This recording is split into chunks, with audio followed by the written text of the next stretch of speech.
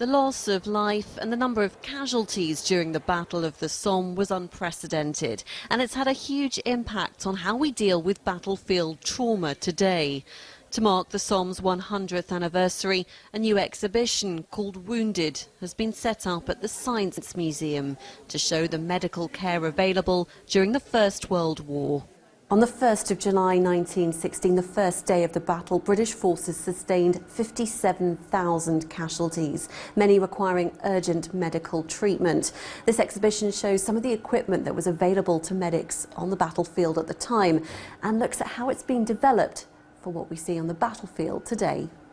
I think exhibitions like the Wounded exhibition are a really great opportunity for people to appreciate all of the work that has happened over the last 100 years, to see how medical innovations have evolved and formed, and how the way that we treat our casualties from Afghanistan and Iraq are actually sometimes treated in a similar way, but also that the care that we provide from the nurses, the doctors, the anaesthetists along the way is just as important nowadays as it was in the First World War.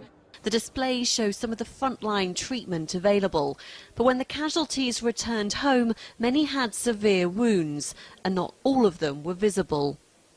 At the end of 1918, 30,000 personnel were registered with shell shock. The exhibition has teamed up with the charity Combat Stress to show the scale of what we now call PTSD, and some who have suffered its effects in recent conflict have taken part.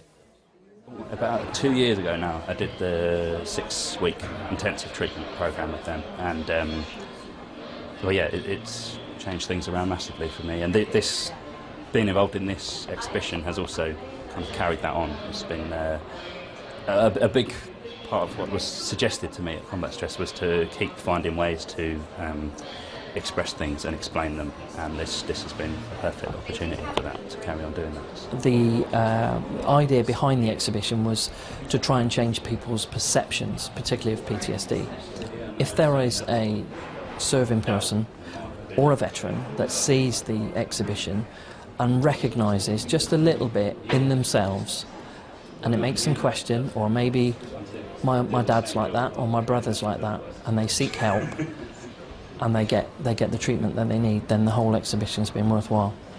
Medical equipment has come a long way since the Somme, but there are still many similarities in conflict. This exhibition, a reminder of the life-changing impact war can have and the sacrifices that were made 100 years ago. Carla Prater, Forces News in London.